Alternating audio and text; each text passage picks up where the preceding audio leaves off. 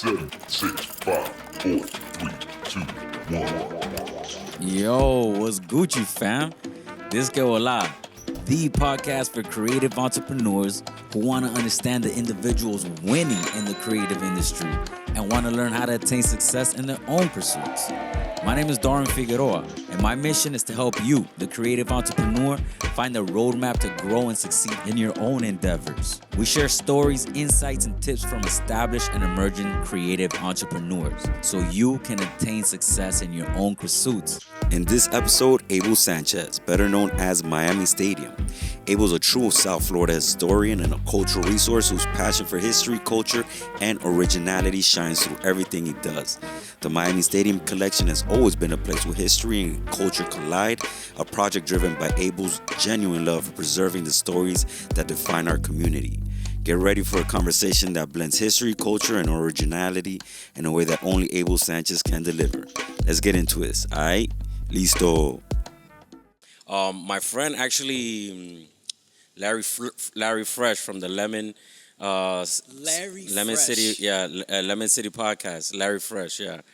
He was the one who had actually recommended that I reach out to you like a while back before, actually like around the pandemic. He had put me onto your page, and I was like, "Oh, for sure, bro." And then like when this whole thing, when you saw the thing with Derek and reposted, I was like, "Bro, I gotta get back on top of that." And that's how I reached out to you, bro. You know, it was dope. So let's get this popping.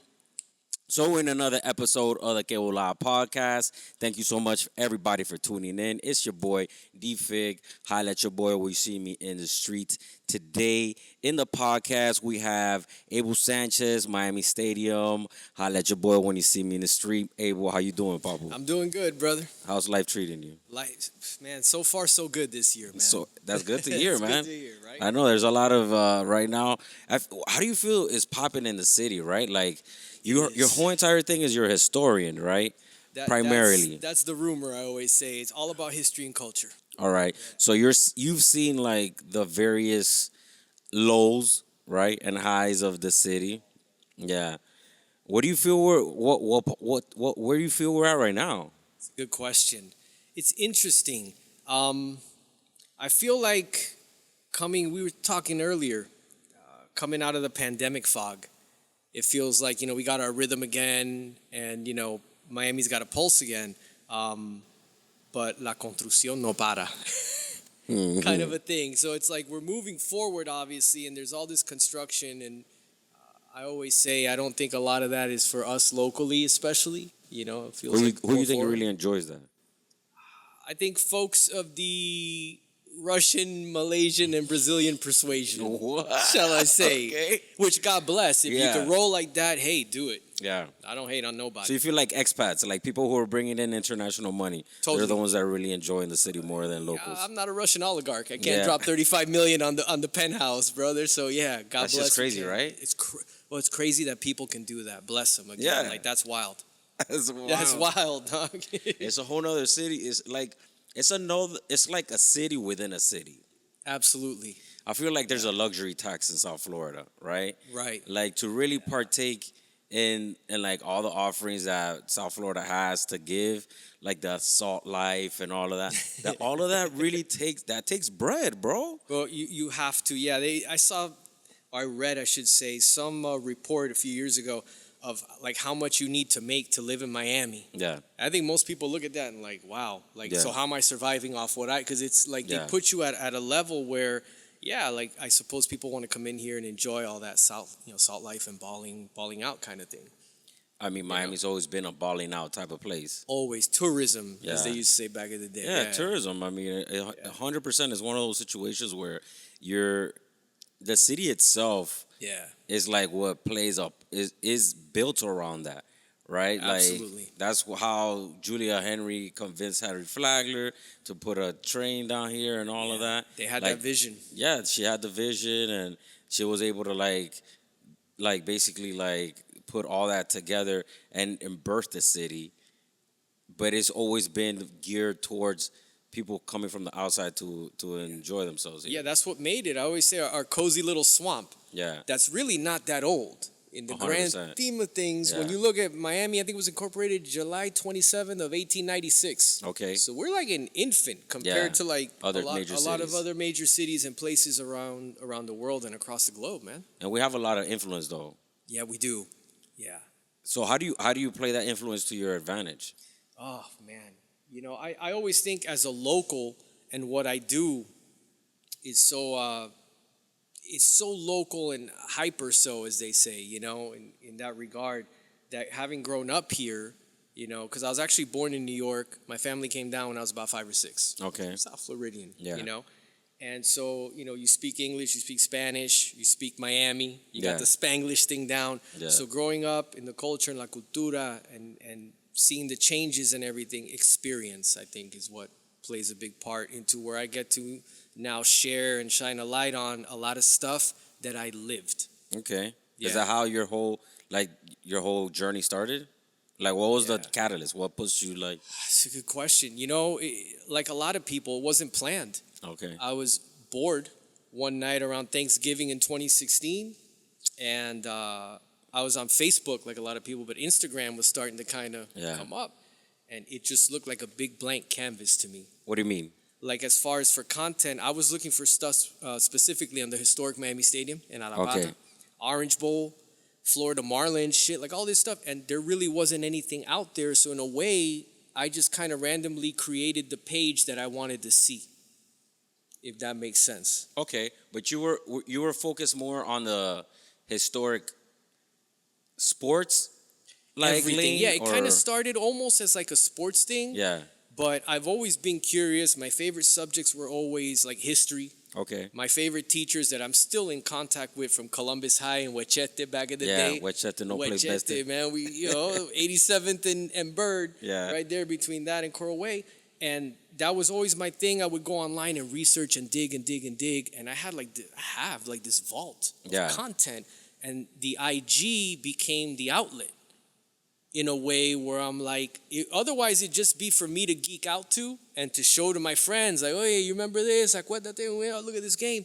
And I thought if even 50 people follow, that'd be cool. And I'm coming up on like 70,000 or something. That's crazy, For dude. me, is crazy. Like somebody's dog has 500,000 followers right now. So perspective. I hear But you. for me, that's crazy. Yeah, bro. Yeah, bro. Congratulations on that. Thank you. man. That's wild. That's wild. That's a lot of dedication. Consistency. You know? Consistency. That's Consistency. bro. I'm not gonna front. Consistency is the key to a lot of things. Yes. It really is the key to a lot of things. It's hard though. I'm not gonna. It's hard to be consistent, and especially in that arena, right? Yeah. Because I'm consistent in other things, but with my social media, I be slacking. I'm not gonna be. I be lacking AF, bro. You know what I'm saying? No es fácil, as we say. I can't. Yeah. I don't know how. To be honest with you, I'm not good at the social media trend thing and all of that. Yeah, you know yeah, what I'm saying? It's hard for me to like know what the trends are. Or it's not hard for me. It's just like you have to be dedicated and do your research and development. Y no me atrae eso.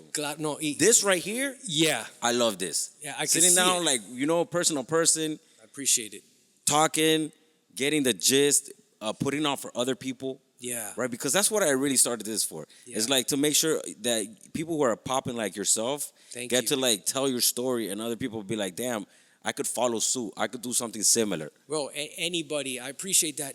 I tell people, if I could do it, I'm no genius, bro. My genius is only my consistency. Yeah. Okay, I show up. I read somewhere years ago that 90% of life is showing up. Yeah, Dog, just get up, show up, do what you got to do, and if you build it, they will come. As cliche and corny as it's true. You don't realize how many eyes are on it. I can't go to Ventanitas without people coming up. Man, we love, hey, keep going, keep pushing. Oh, I have 5 of your shirts, whatever. And you're like, this is a thing. yeah, Like, it just kind of happened after almost 10 years. Yeah. But the past couple years, you could really feel like, okay. the upward trajectory. Oh, man, like, incredible. My man Kenzie, shout out to Kenzie, works for Nike. I've been invited to like things through Nike and different kind, and you're like, wait a minute. So and some of these people can be my son. Yeah. That's what's cool. I got like 20-year-old DJs coming up to me, and I'm like, yo. So Derek and I talk about it all the time. Derek G, shout out to him. Shout out Derek. Yeah, man. It's crazy. Yeah. So you never know. You just do your thing, and if it's good and it resonates with people, it'll start cooking, and the people will start coming, and the eyes and the follows and all that good stuff. That's crazy. So what was your first real moment where you were like, okay, this could be a thing? What was like was it a shirt? Was it a post? What was it that you were like, damn, this is really gaining traction? That's a good question. I could tell you as far as moments, the shirt, dropping my first shirt, the classic, in the middle of pandemic, that I had a few people be like, "Tú estás loco? Like, what are you doing? Everybody's indoors. The world's shut down. Nobody wants to wear a shirt Nobody right wants now. to, like, what are you doing? Everybody's here like dodging germs and shit. Like, what are you know? And I said, no. Everybody's in their PJs, bro. Oh yeah, seriously. You remember? It seems so long ago too. So it's like that was a moment when I dropped, and I thought, well, if I do even 20 of these, and let's just say it did multiple times that in a few hours, and I'm like, my guys are like, what the hell's happening? And I'm like, what was supposed to be a one and done with cushy gigs, the old MSG cartel, who are brilliant because they bring my vision to life. 5 years later, has turned into a brand, has turned into 30 plus designs, has turned into me getting in the shoe gallery, all organic, because Danny, the owner, saw me wearing the shirt, was like, where the hell did you get that? I made it. Whoa, we got to talk. All those things leading to where like, okay, this feels real. That, and I could tell you getting a tour of Criteria Studios. Okay. Which is not a thing, in North Miami, which is legendary. And I was conversing with them, not realizing that I was conversing with the actual manager, Trevor, who's an amazing human being. And he's like, you've never been inside? I'm like, no, bro, I'm not the Bee Gees, bro. Like, I'm not Jay-Z. I'm not in there like, and they're like, hey, we're going to make it happen. I've actually had 2 tours. That's what's up. So that's what's up. So in moments like that, you're like, okay, I think I have something here that resonates with people as such that they want to be that kind and support you and kind of, be nice to you. Yeah. Yeah. That's what's up, bro. It's amazing, brother. It's a good feeling to be able to get some gratification after a while.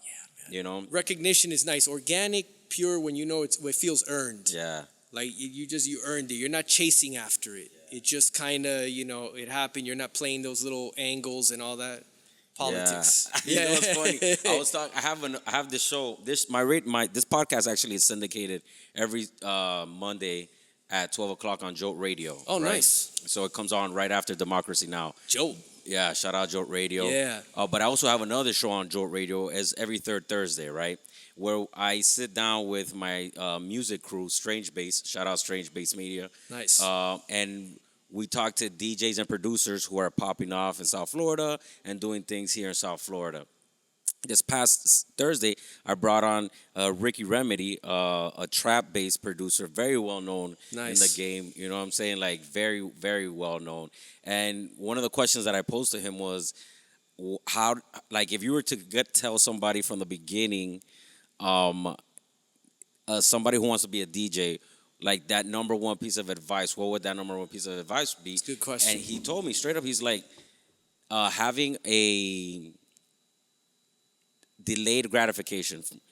He's like, it's a good way to put it. Yeah, he's like, give it at least 1 year with nobody even giving a fuck about what you're doing. Not even your friends. not even your friends. Those are the people that care least. I've had more strangers actually support me than people. How is that? I have guys that have bought every piece of merchandise I have ever created. Okay? Everything. These people have spent. I'm like, damn, dude, I should go over to your house for Nochebuena and bring you like arroz con frijol or something. Un flan. Un flan. A lo menos un flancito. I need to contribute because, dude, like, and then I've known people that, half my life support, and I know other people that they don't even hit the like on anything, and that's just being real. And you know what? It's fine. Yeah. It's kind of a sociological thing. It's really interesting and fascinating how strangers sometimes support you the hardest. Yeah. It's crazy. But yeah, that whole entire give it a year with no gratification, that really struck a chord on me. It's like, because that's actually representative of the journey. Yes. At least from what I've learned, from what I've gathered, doing the creative things that I do, and from people and interviewing people that like are popping, like they all kind of like have that consistency, but consistency in the dark, which is the hardest part. Because it's like people think that it's consistency, but like you're consistently growing. No. It's like there's consistency days of like nothing. And there's days they want to quit. And the only 100%. difference is they don't. Yes. You realize I've met enough successful people that are infinitely like Yeah. millionaire, billionaire class that I've Yeah. been blessed to sit there. And you realize that a lot of these guys aren't necessarily genius. They surround themselves with good people Facts. and they didn't quit. And if they fail, well, get up and do it again. Failed 9 times, get up 10. It's that classic thing. But that saying is easier said than done, bro. Absolutely. That's the tricky part. So easy to say it. So easy to So say easy it, but to when say you get it. punched in the mouth, when Bro, you take that you're L, like, oh, me dieron otra galleta, and life, sucks. And this is like, what am I doing? The whole thing of what am I doing? Because nothing's happening. Nothing's clicking at that Nothing's moment. clicking yet. It's so hard to teach that though. It is. That's internal, man. I don't think you can't get that on Amazon. Yeah. Sorry, Jeff, because respect the Bezos. He's a Miami Palmetto guy. Yeah. So pero that's one of the rare things that you can't either. You have to have that thing in Spanish. They say las ganas. Yeah. That chutzpah, like Yeah. my Jewish friends say. Yeah. That, bro, you just gotta get after it. That dog in you, because for anything you do, porque si no, then you quit like 99% of people do. Versus the DJ, like you said, that he stuck with it. Yeah. Yeah. And You know?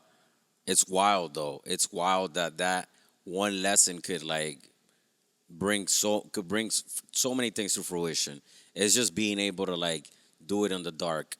And that's why it's also I hear people will say really love it. Because in order for you to do it in the dark when nobody's giving you any likes or pat on the backs or anything, it's you really gotta love it. You really gotta be about what you're trying to do. A great example would be, since you're talking about DJs, is Khaled. DJ Khaled. And I know 100%. Khaled could always be a bit of a polarizing figure, and some people, whatever, but always been cool to me. Follows, supports, has walked in the shoe gallery and copped my shirts. Yeah. I mean, that's a hell of a cosign for someone on that level. For sure. And I remember Khaled. I always say I heard him before I saw him, because he was doing Rockers Island at Amnesia. On South Beach. Let me take you back, brother. Wow, Amnesia. At Amnesia. And I remember walking in and the Don Dada, whatever. I'm like, yo, they got some DJ down there. Este tipo un gritón. What's this guy on? I don't know what this guy is on. This guy's out there barking DJ. And he was on that pirate mix, and I think Luke had just put him on. Yeah. Khaled was hauling his records everywhere, shirtless half the time. Yeah. So you could say whatever, everybody's got to have an opinion. But I saw it. That dude did not stop. Yeah. They didn't just hand it to that man. Yeah. That guy came down here from New Orleans and connected and worked his ass off. Yeah. In the dark, like you say. In the dark. Playing clubs, playing anywhere they'd let him plug in. That guy would be there, bro. I remember he would do the pirate radio. Yeah, the pirate mix. Yeah. And then he got on 99 and little by little Yeah, by he little. got on 99 Jams. I remember him screaming over in pirate radio. Dude. I think it was 88 point something or 89. I would be Yeah. Oh, yeah. I heard him before I saw him. I swear to God. The Don Dada que tu otro. I'm like, who's this guy down here yelling, bro? Facts. Wouldn't let the whole record play for nothing. Never. That's how it was. Yeah. All those guys. EFN, Crazy Hood. Shout out Crazy to Eric. Hood. Yeah, shout out EFN. He's been on the podcast, and he also spit a lot of knowledge on his journey with Crazy Hood, which is also crazy because they come out of Kendall boys, bro. How great is that? You know what I'm saying? Kendall, man. Kendall. They're out there in Kendall. In Kendall, dog. It's not. Oh, you're not from South Beach. No. You're not out here in Wynwood. But back then, Wynwood was nothing, though. Was Yeah, nothing. pero still, coming out of Kendall, that has to show you that's really doing it in the dark. When you really, really want it and get out there, and the Crazy Hood team, that's a family. Yeah, Crazy Hood, Paul and Paul, those guys. Paul You know is Paul, Big super. Paul, super cool. Yeah. Eso una familia, they're brothers. And so when you get that many, what's the old African proverb? If you want to go fast, go alone. If you want to go far, go together. I remember somebody told me that years ago. It's amazing what sticks. Yeah. And that's a prime example of these guys that did it. And I remember seeing EFN around the same time as Khaled, Ross, Pitt. All these guys were kind of coming up around the same time. And he was doing Def Jam Wednesdays at the Marlin Hotel. Early 2002, 2003, por ahí. Yeah. So I used to say, when I tell people this, it's almost surreal because they're such big figures now. Yeah. And, Drink Champs blew up, bro. Yeah. That it's hard for people to realize in the dark, these guys were hauling their records and doing whatever they could to get their name out there and to try to connect to the industry. Yeah. Yeah, and now is when they're getting their flowers. Exactly. Yeah, the years overnight later. success that takes 20 years. Exactly, bro. Yeah, it That ain't is overnight. it's so hard to convey that to young people or to people in general who are trying to get something. It's like overnight success doesn't exist, No, man. it's not overnight. You know, and especially in a city city like Miami, where there's so many people who are trying to get there. Yeah. Some people are helpful and other people are a hindrance, right? Bro, So- it's who you have around you. What's the old saying? Mejor estar solo que mal acompañado. Yeah. Which means it's better to be alone than with bad company or Yes. be in the presence of. And it's true. Sometimes you got to move like that. Sometimes you have a squad. But people say it's who you know. But the flip side of that coin is who knows you. Because I know who Bezos is, but Yeah. Jeff don't know me if he passed me on the street. Yeah. So it's like it's Shout who out you- Jeff. Hey, shout out we need Jeff, you on the right. podcast, Yeah, bro. hey, Jeff, come on, man. He's back here now over there in Indian Creek. You Right know, here, right down the street. right down the street. So come across the causeway. So yeah, man, it's who you're around and you know, a lot of luck, obviously, but the in the dark thing, there is no overnight. None of these people are overnight, man. These people have been doing it for years, day in and day out. And what you're seeing is finally the fruits of the labor come to fruition. And you don't see all the grind and all the things they had to do that was years before they got there. Yeah. So like on your forward progress, right? Through this journey you've been going through, what has been one of those like challenging moments that really made you want to like not quit, but like had you second guessing like, damn, do I really want this as much as is? Yeah, you know, it's interesting because it's been pretty smooth overall. There have been moments where, you know, you think, okay, yeah, where is this exactly going? You know, I'm putting these shirts out, and when you put something out at first, you don't know how things are gonna, you know. Like, how do you front it yourself? How does everything that work? is me. Like, one of my favorite things is people used to write me, and that's kind of why I stepped up, and I even do this from time to time, is because people would write and be like, oh, you guys are great. You guys, I'm like, this guy.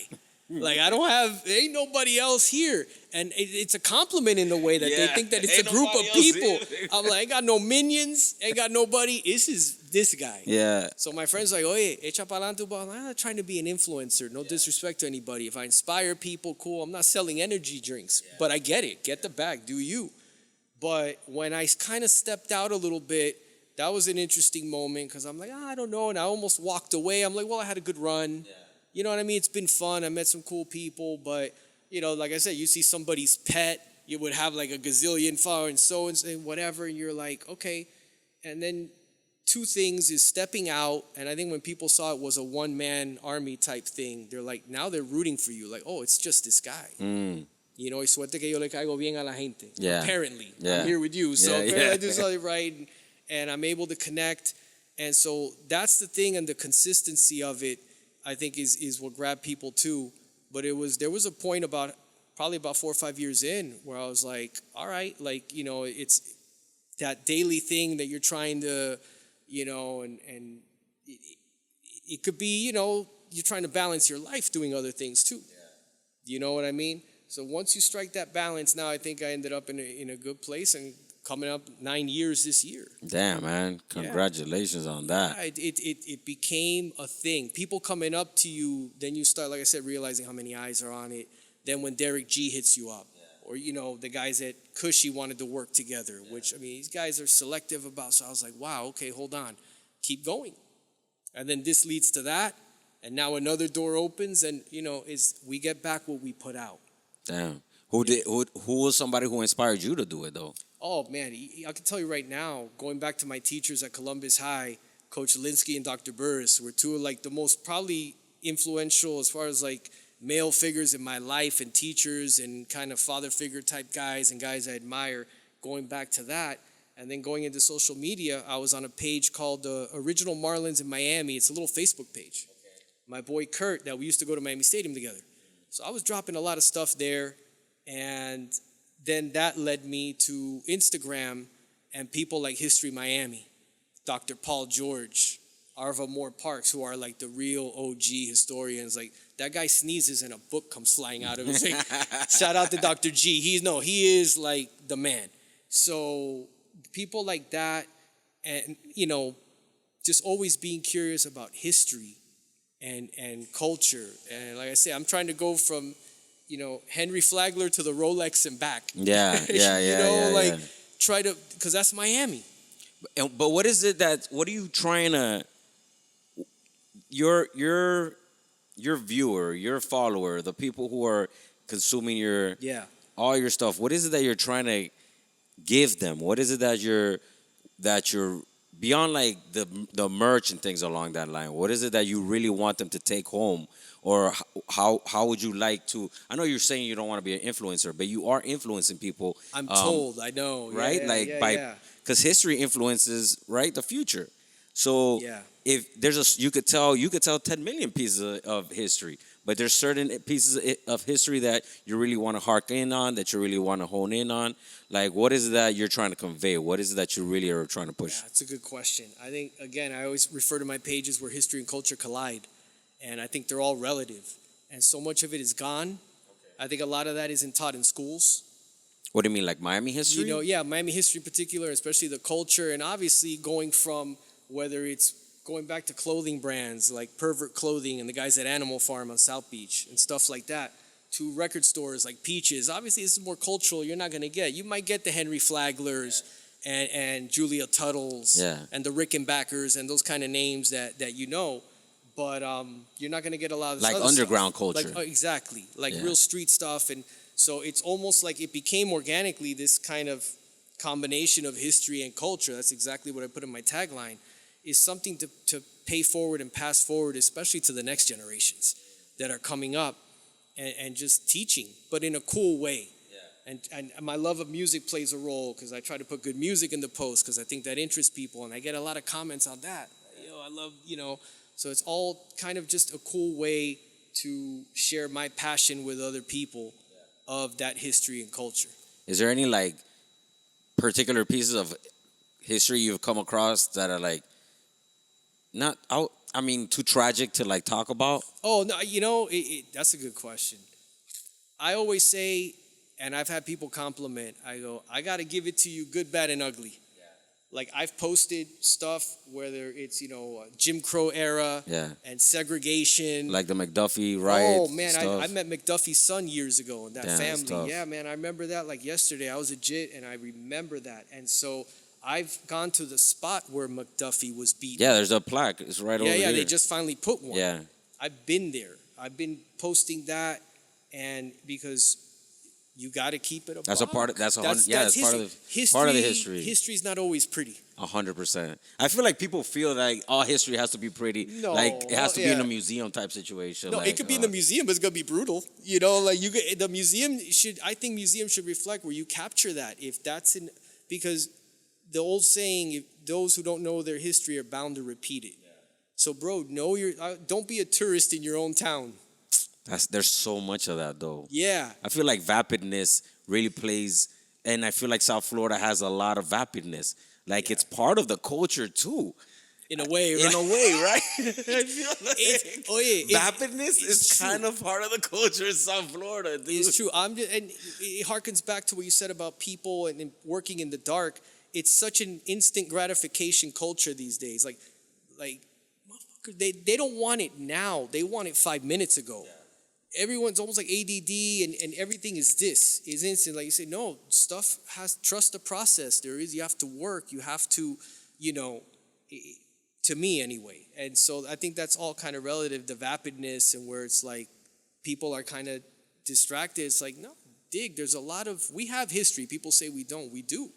It's just been short, for example, Tobacco Road, oldest bar, shutting down, things like that. Yeah. Those things tend to they dishearten you. You know? Totally. It's because things in South Florida don't have staying power. And it feels like it's always a constant battle against the developers. It is. The developers want to knock everything down, make everything, glass and steel and concrete and brand new. But I understand that. I understand that that's the role they play. But at the same time, what that does is bulldoze everything and all the shared experiences that we as Miamians had in these particular venues. For example, one of my favorite venues of all time that I will always give shouts out to is Churchill's, right? Yeah. I met so many cool people there. Same. You know, like legit, like really met people who are part of the culture doing things and like just there, like hanging out and that opened a lot of doors for me. And it was also a place that was like, there's no judginess. At all. Right. No. That's exactly what it was. Churchill's was for everybody. It's for everybody. Churchill was for everybody. Where not too many places are like that in South Florida. No. You know how it is. The velvet rope and the exclusive, and you can't come in like, No, Churchill's was like wide open. We don't care, bro. You could be a complete freak. And you're fly your freak flag. Yeah. Do it. It's all good. Do it. And if your band sucks, we're going to give you 10 minutes. Yeah. Because you're going to keep getting those 10, 20 minutes till you get better. Yeah. You have to be able to suck at something first. Yeah. And then if you stick with it, going back to that, and you get better. Churchill's was special. It was. Churchill so was like, special. we have those kind of places, those cultural institutions. Yeah. But at the same time, they just get bulldozered. They get bulldozered over. And then there's nothing left, brother. No. Oh yeah, in a way, our history is erasing our history is our history. Damn, I never thought about that. And that's it. And I understand certain things run their course, and even the Orange Bowl, that's one that hits a lot of people in the fields. But once the Dolphins left, and then the Canes left almost 20 years later, what are you gonna do with an 80,000? I get it. People still think that the Marlins took it. Like, no, that got abandoned. And then the Marlins, you got 17 acres available in Little Havana. Yeah, this thing's got to go because there's no use. But that's a loss. That should have been read. That was the heart and soul. Yeah, of Little Havana. Of City of Miami. Of the city of Miami. Yeah. And, so that one hits. Anytime I post OB shit, it's like, oh, man, like it hits people. My top selling shirt is my OB shirt. Yeah, damn, that's crazy. It's crazy. Yeah. I had a lot of good times at the OB, man. Yeah, brother. That was an education. Yeah. It was another, you know what? It was another, like I said earlier, it's one of those shared experiences that was unique unto itself. It almost felt like hooliganism, right? Like there was a bunch of hooligans. You're being kind. Eso era delincuencia, bro. It was like the things, criminal, the things you would see in the bathrooms in there, and the vibe, and teams hated coming in there because it was rowdy as hell. It was very rowdy. It was very, very rowdy. Yes. And it was what's it called now? I was gonna call it Sun Life. Joe Robbie. Joe Robbie, yeah. We still call it Joe Robbie. Yeah, bro. Freaking Joe Robbie with the Hard Rock. That's what it is. The Hard Rock with the makeover. Like that place. I know they're trying to convey like the same type of atmosphere, right? But it's not. No, it's no way, shape, or and the criminal element, whatever. Like I get it. Like you can't reproduce. That, man. Yeah. I tend to think a lot of those guys are gone too, because in the 80s and 90s, they were out there doing other kind of. They weren't filing their taxes. That whole thing gave it mystique. Absolutely, that's sauce. That's the sauce. That's the sauce. That's the sauce. That's what gave it, is that la locura, bro, that you were seeing there. I always tell the story. Shout out my boy Mike Rodriguez, a Columbus grad, my attorney, my consigliere. He tells the story. He's a Hialeah boy. And the first time he goes to the Orange Bowl with his dad, he says he stops ahí con el viejo, and they're looking up at the sign on the Upper West. Yeah. And his father turns to him and goes, "Mijo, whatever you see in here, don't tell your mother."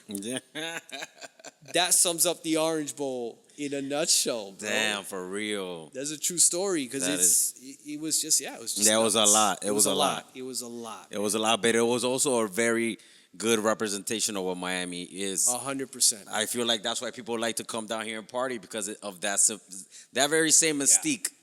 That's in the sauce of Miami. You could find that and tucked away in a lot of places here. So that's what brings people here nonstop, and people now have bombarded it and are trying to make it their home. How do you feel about that? How do you feel about this? I mean, influx? I'm not really bothered so much by people coming, because I think they've always been coming. I just think that in the numbers and the droves, and you see it in the congestion, and there's nowhere else to really build out, so everything's going up. But again, that's not really for a lot of us. I tend to think that's more for. So it's an interesting balance, because I get why, in a way, they want to come here, and obviously the year-round weather, and all our culinary scene in the past 10 Has years blown up. or so has blown This, up. this didn't have none No, of that. we had places to eat. Nadie se moría de hambre. No, but, it was a bunch of Latin food, But though. exactly. Yeah. Now it's like, no, dude, you got everything from Haitian, Italian Everything. to people are selling pierogies down here now, and you got There's a bagel place or there's all bagel that, places, and there's all this different stuff, and again, everything's open late, and we got pro sports teams. We got the Heat, we got the Marlins, we got the Dolphins, we got all these different things. So I get it, but it's almost like the infrastructure and the way it's set up. And How do you feel that it plays on the culture? oh man, you start losing your identity. When you knock so many things down, like I said, there has to be a balance. I'm all for progress, man. I get it. Some things run their course. Even the OB, as much as we loved it, it ran its course. But when you don't have that balance, my only fear is that you wake up and you kind of see it already, is that you look like one giant strip mall, where it's just a never-ending repeat of CVS, Starbucks, and Chase Banks, bro. Think about how often you see those when you go around. No, I feel you on that. So retain some of who you are, and yeah, you're gonna grow and move forward and everything, but there has to be some kind of, just find a balance. It's tough though. It is. It's tough in a place where all the leverage is being held by the developers. Yeah. They have all the leverage, right? Right. They're the ones basically pushing City Hall to do various things. Yeah. So it's hard to, as a people, to say hey, hold up, we don't want this CVS in the corner here right now. How many more do we need? I understand, and even when they're together, and you bring up City Hall, and there's something when going back to when things are real. I've had Mayor Suarez reach out to me, and Francis, and we both went to St. Hugh together, but he's younger. He was a few years before, and I remember him and his dad, and very kind words. Love what you do, want to invite you down. I'd love to go down there at some point because it's a historic building. That Pan Am Seaplane Terminal is one of my favorites, man. So the architecture and not too many people know about that. That used to be the Pan Am Sea Air Pan Am, Terminal. yes, in the 30s, and then Heisenbottle, I think redid it 20 years ago. But that's one of the most historic structures. So it'd be an honor just to go down there, and not even about politics or anything, just to chop it up and be all right, and ask that very question, how do you feel about what's going on? Because he grew up down here too, and be how do you see as far as Miami is going, and toda la construcción, crane spotting everywhere, but what are we doing to retain, even if it's just renovating a Venetian pool, which they're doing now. Yeah. At least they didn't, gut knock it down and put up a CVS. Put another mixed use, because we need another mixed use, right? Knock it down and put another CVS Put there. another CVS. At least they're doing that. I spoke to the company that's doing it. They're taking great care because it's a historic pool. Yeah, it is. So they're taking painstaking care. I'm curious to see the end result. Look nice. But yeah, man, just balance. Balance. And it's not something that's normally been that's not our strong suit here. That's it. Bro, you keep it real. You have Keep to. it real, bro. Keep it real, dude. We're not too good on the balance. We good on the balls to the wall, but I don't know about the balance part, bro. Yeah. It's that Miami. It's that Miami thing, dude. It's that Miami thing. It's the You know what's funny though? Now I see that our culture now is influencing other cities, right? Yeah. Where it's always been the other way around. It's always been other cities have always come in here and played big dog and oh, you guys didn't know this was going on for a year or whatever. New York and LA sunned us. Yeah, exactly. I always say they always sunned trying to us. sun They were us, trying bro. to sun us. Chill out, bro. You know why we don't care about your stuff? Because we're popping over here in a different way and we're having a good old time. And now they all coming down here and be damn, that was right for real. It's interesting. It's interesting, right? So now we are spreading culture in other cities, and we're going over there and sunning them now, and that whole entire change is pretty freaking crazy, dude. It is, dude. I mean, you look again what's been going on in the past few years alone, and then even the Frost Museum and different things we have, and then South Beach Food and Wine, Art Basel, all these things. It's year round. Yeah. There's always something cooking. Miami Music Week. Miami Music. Yeah, it's coming up now in March. I went to the Soul Be Food and Wine on Sunday. That was popping. Yeah. I loved it. Yeah. But I did see a lot of people who were like, yo, these are a lot of New Yorkers here, dog. Like, And you I know kind what? of felt like it was, like I was not in my own city. You know what I'm saying? yeah. I'm like, yo, these are all people. The majority of these people here are tourists, yo. You know what I'm saying? It's a destination. I always say Miami will forever be even a bucket list for people. A destination that, before I kick off this rock, I got to go see da-da-da. Miami always seems to be on that list of people that they want to come down, they want to see downtown, they want to see a Heat game, they want to go to South Beach, and see all these different things that we have and go ride a jet ski or be on the boat somewhere, and go out and do the salt life thing. And enjoy go see the Fontainebleau, go to Live and all these, space, which is back open. And it's like a thing for a lot of people. Yeah. Because, they've been hearing about it for so long. Exactly. Who's somebody that you feel that you would love to collab with? Who's like your Mount Rushmore of wanting to collab with? Oh, wow, man. Jesus. I'm pulling out the big ones, Put bro. out the big ones. But let me tell you, wow, locally, I'm blessed already that I collab with Shoe Gallery, locally speaking. That's already, local institution, 45 years. For sure. Bro. That's crazy. Derek collabing with him is great. I would think in bigger terms. I always think in terms of like big brands, like Stussy is a brand that I love, man. Streetwear, real streetwear. Yeah, I know Stussy. OG shit. So that would be a dream, or like to design actually anything for a professional sports franchise. Oh, locally. And I know a lot of people in the Marlins because I work with them for a minute at Concierge. So they're always like, your family, Abe. Like they treat me very well anytime I go to the ballpark. And I've been approached about a few things. So I never give too many. I'm a superstitious guy. But there's been conversations, and you never know. My guys at Cushy already dropped a few shirts there, which is amazing to have. Even one shirt, one item in a team store of any pro franchise means a lot, man. It's like an honor. Yeah, it's not an easy feat. No, it's not an easy feat at all. It's a process, and it's a hell of a feat if you could pull it. And your number one franchise would be the Marlins.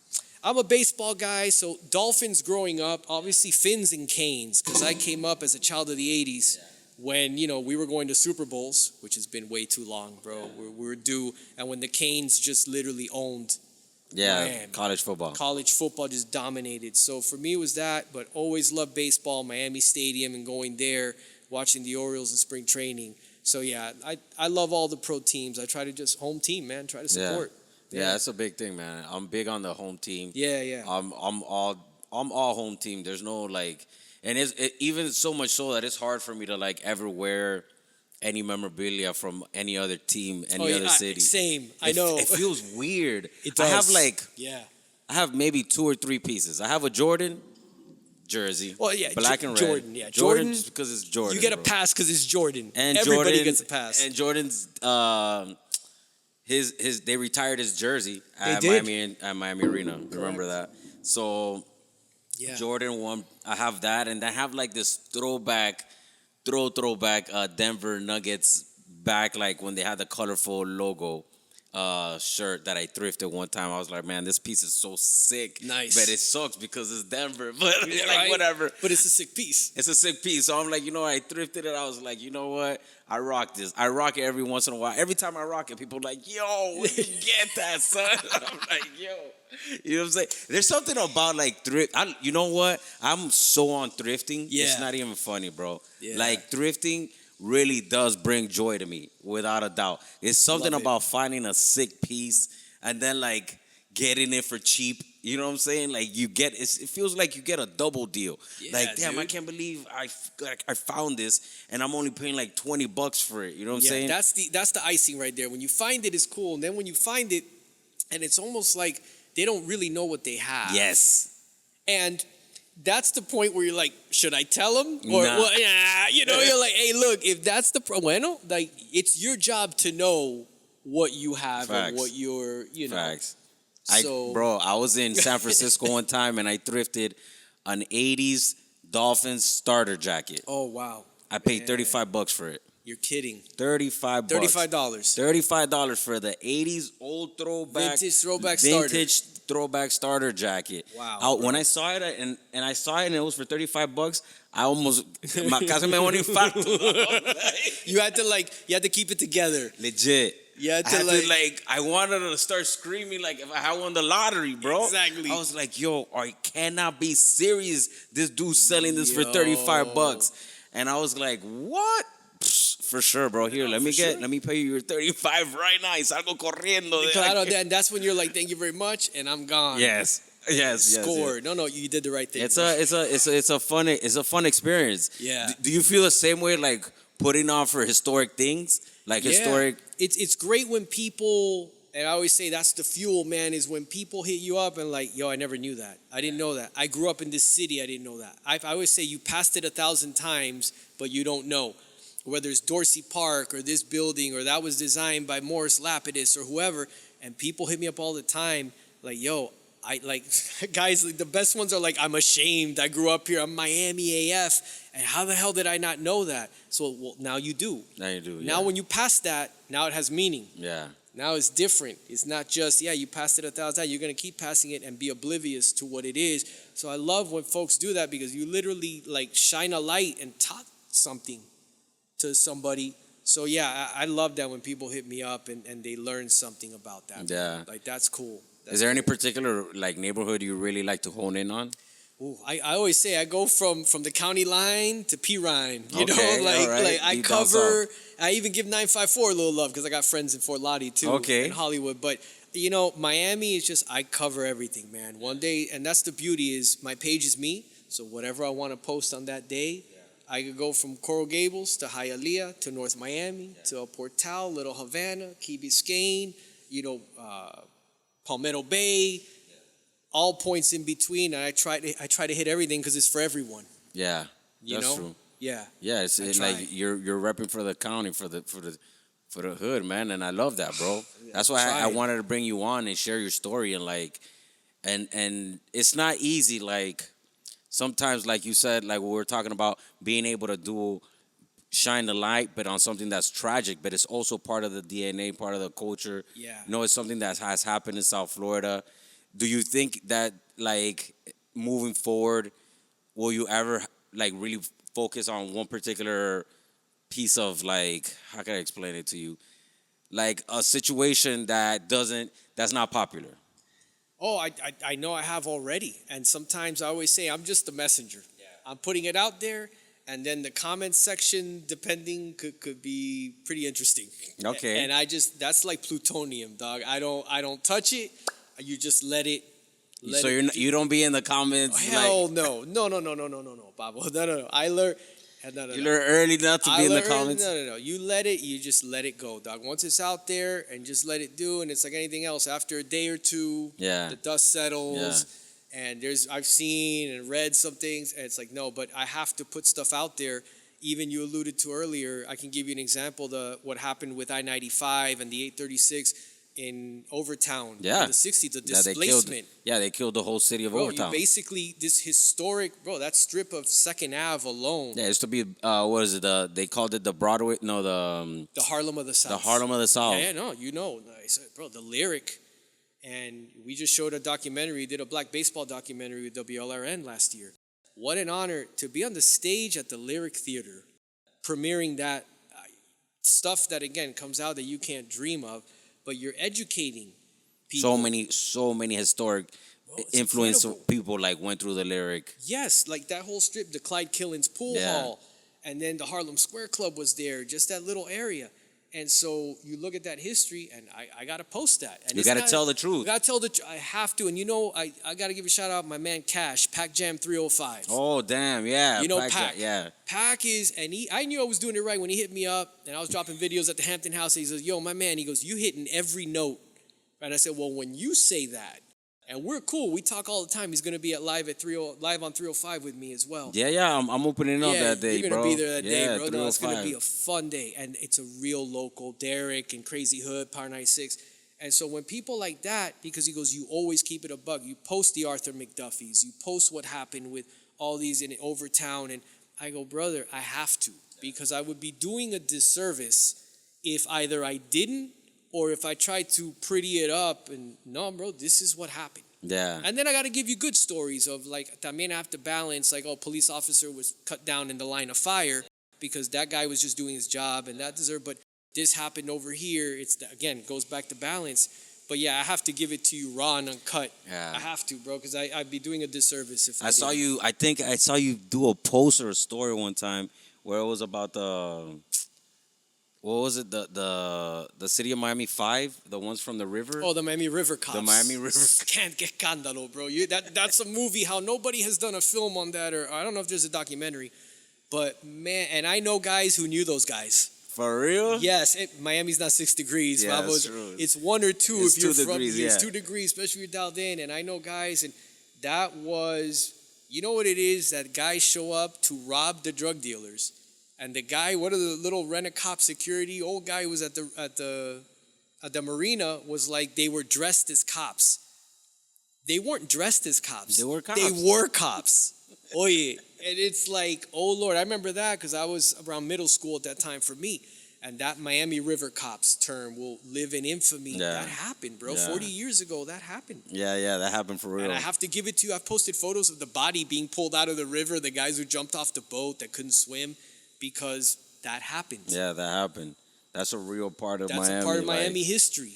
That was like the underbelly Ugh. of South Florida. Yeah, bro. You know, shout out Billy Corbin. He's also like puts on through like shines a light on the parts of the city, and like through that whole Cocaine Cowboys, you see a lot of that, right? Yeah. You see a lot of the underbelly of what like was really driving the economy in South Florida for a long time. I always say we were literally built brick by brick. Yeah, legit. And legit. not concrete. Yeah. You know, Not like, concrete. Papo, Not concrete bricks. it was, you know, bodies literally bringing in the refrigerated trucks from Burger King to store dead bodies because there was no room in the morgue. That's I crazy. know Corbin and Alfred and David, the Rock and Tour boys, as I call them. Rocketeur, yeah. Corbincito, as I call them. I've known those guys for like probably 15 years. Yeah. They've always been very kind to me and they support. And we've chopped it up and I've gone to all their movies. I contributed a little content to one of his films. And they tell it like it is. Yeah. This is what happened. And sometimes people But say, they get a lot of heat for that. yeah, oh, you're Telling me how glorifying it- this and that. It's Yeah. like, well, you're telling it like it is. Yeah. It's tough. It's tough in this city, bro. It's tough. It is because it's a dark chapter, as I say. It's not the entire book, but it's definitely, it's not just a chapter. It's a dark Everybody wants chapter. to skip over those dark chapters. And that's the thing, and you can't. You have to. This is part of the fabric of what we are. And yeah, it's different. It's not really like that anymore, but there's still stuff going on. It's still I always say at the end of the day, it's still Miami. Yeah.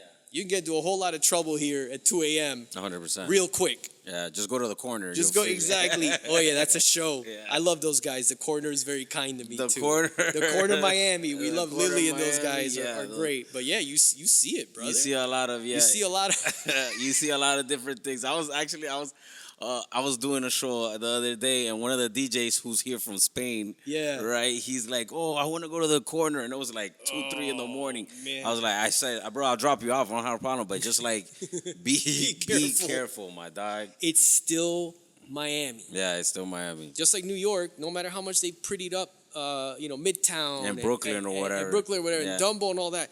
Every now and then somebody still gets shoved on the tracks. Yes. Like, dude, you need to keep your wits about you. Yeah. Like yeah. where you are in respect. It's still New York. This is still Miami. I Yeah. still seen stuff open up bathroom doors about, oh, excuse me. Yeah, You know? yeah. Okay, it's still Miami. There's a lot of that. There's a lot of that, There's yeah. a lot of party and a lot of wildness out here. There always will be. Yeah. There always will be. People always feel like they have a free pass out here. Yes. I don't know what that's all about. I know that. Yeah. Sometimes it's like you feel like, yeah, I understand you're not from here, but at the same time, it's like, you know how we're raised, especially in our culture. It's like you go into someone's house, you wipe your feet at the door and act Exactly. accordingly. Yeah. Tú no estás en tu casa. It's their house. Okay, esto es como tu casa. This is like but you're someone else's house. And yeah, I think it's almost that Vegas-y thing Yes. where you think that I can go down there and just No, do what I act a want. fool, yeah. Act a fool. For a weekend, and that's it. Come back to my real life. Come back to my and to real my life. real world or Yeah. whatever. And leave whatever. And leave whatever I left behind in Miami. It's Yeah. a lot of that, bro. It's a lot of that. There's but- always gonna be some of that. Yeah, man. So like, are you open to like collaborations with other people? Sure. Like, I always say how, I'm how open does your to- collaboration process work? That's a good question. It's because admittedly, a lot of what I do is me. And I've had people tell me that's one of the things they like most is that it's my singular voice, my singular vision, whatever. But when an opportunity arises, first and foremost with legitimate people. Okay, what do you mean by legitimate people? Well, you someone like- classify them. Like someone I'm sitting next to, like you. We talked Appreciate earlier, you. we alluded to it. Derek G, Burger Beast, Shoe Gallery. If you look at the people, Cushy Gigs, MSG, that I have been blessed to collab with, even being at some events with the Marlins, whatever, gotta be legit. I always say people that are professional and people that get shit done. Because we talked about it, aquí hay mucha muela y poca palabra. You know, people just flapping their gums, but then there's the lack of follow-up. Yeah, follow through. And follow through is like, it's like an epidemic down here, bro. It's like a lost art. And I'm like, I always use it as an example. Damn, I never thought about that. Think about that, right? Now it just hits you. I say, como dices, se te prendió bombillo. Yeah. Like, dude, I use example, like, I've been blessed to deal with musicians, guys who've been traveling. I know a musician was traveling with Paul McCartney in Germany, bro. Steve Lukather of the band Toto, prime example. And I emailed him and he emailed me back, and it's a 6-hour difference. He's in Germany, 2 a.m, and he's writing me back. I'm like, if a musician that's on tour with Ringo Starr in Germany can write me back, how can, Pepito Rodriguez, from- Pepito, whatever, aquí, la esquina, not, and it's a thing. So legit follow up, look at what they've done. Check the resume, check the hits. These are guys that get things, or girls that get things done. People. I want people that just get shit done and are professional. And then I'm open to sit down and converse because you lose nothing by conversing. And then, all right, what is it that you want? And does that tie into and fit into what I do?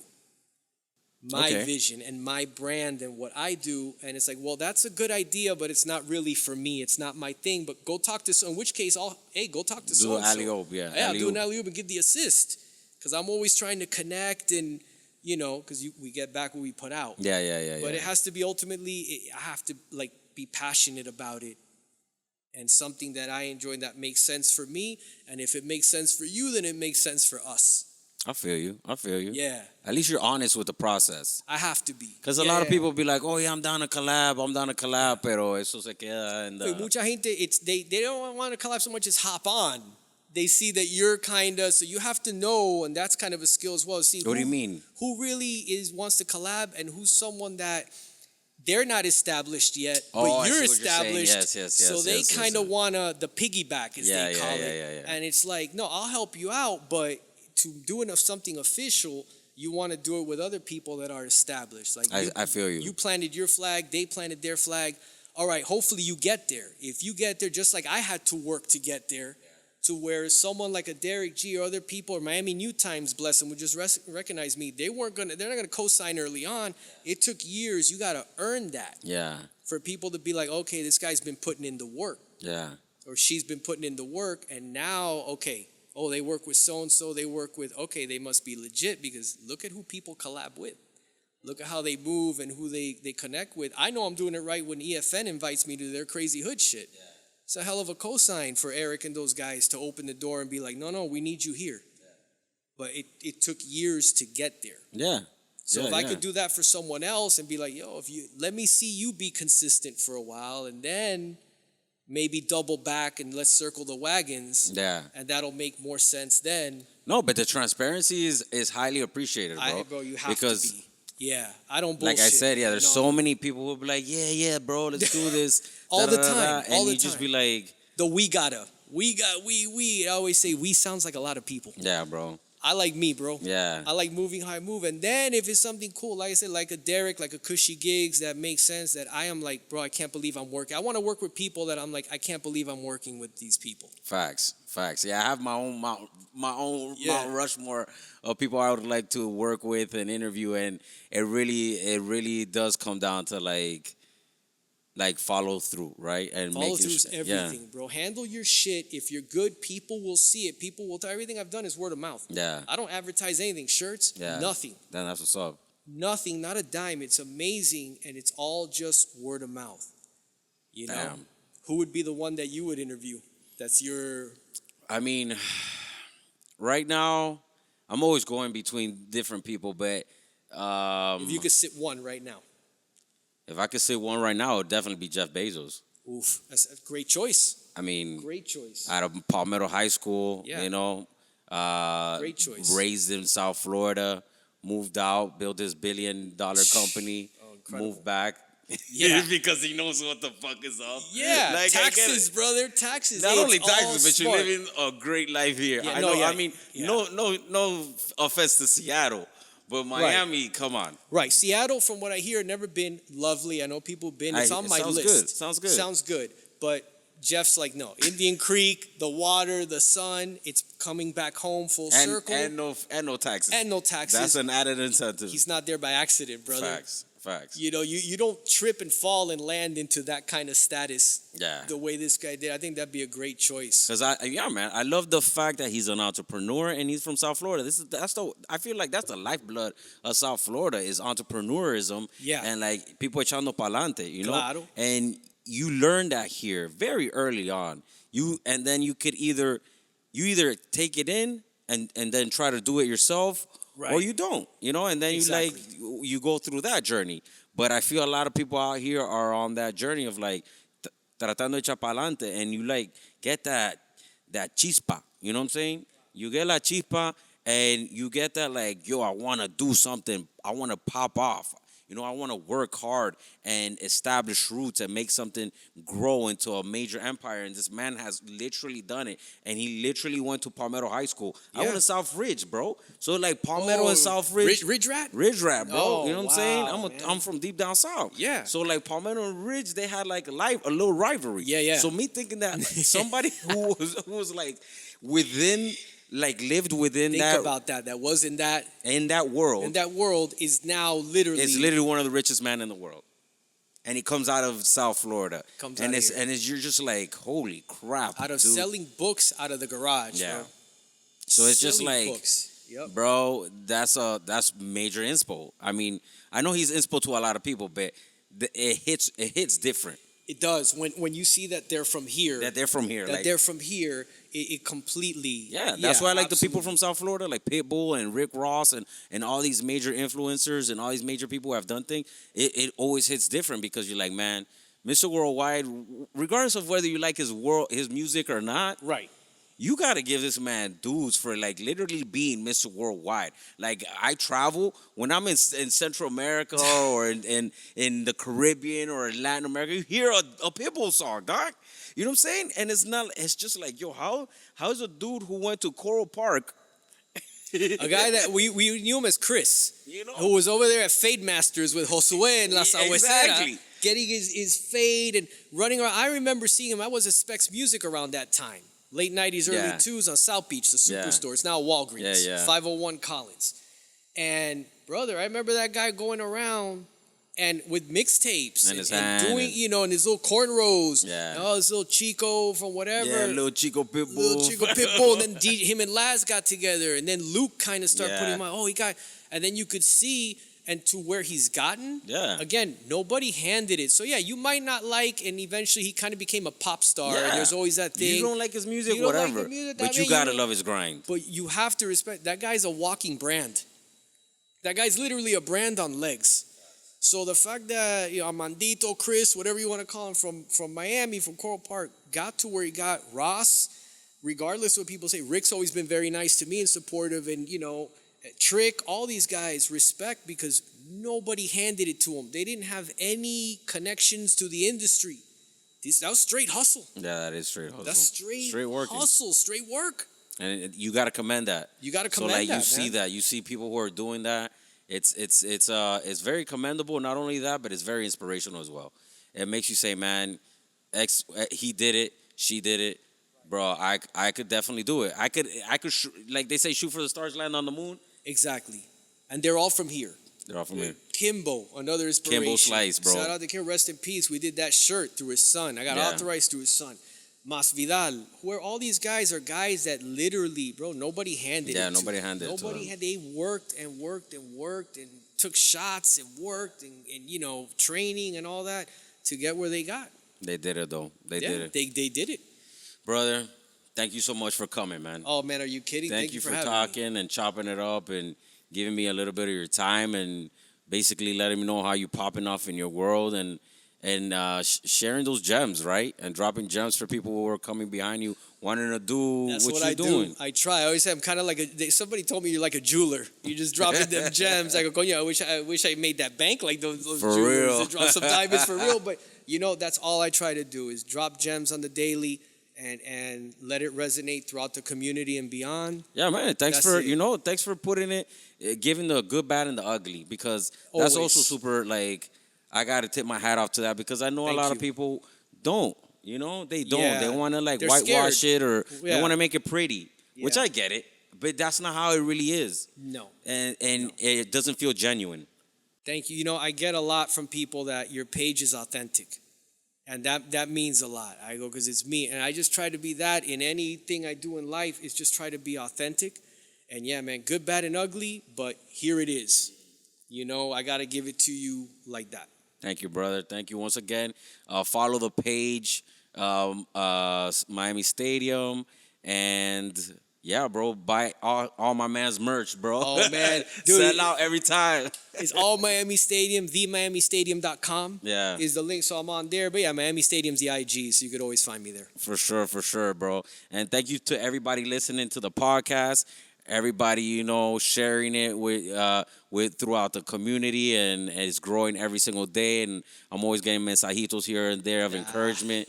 And you know, it's all love, bro. This is a labor of love. As Abel was able to attest, it's all me, a one-man show. One-man armies right here, man. That's it. That's real. For sure, bro. But like I always say, share it with your friends if you like it, and share it with your enemies if you hate it. Exactly. But just share this mug, Just share it. No fuimos. Lo fuimos. Peace. I want to thank Abel for coming onto the podcast, giving me his time, sharing all those insights, all those gems, and yeah, generally just entertaining you with his story and being able to shine a light in a path for other people to follow in that same journey. Que te crezca. I love y'all. Hasta la próxima. Peace.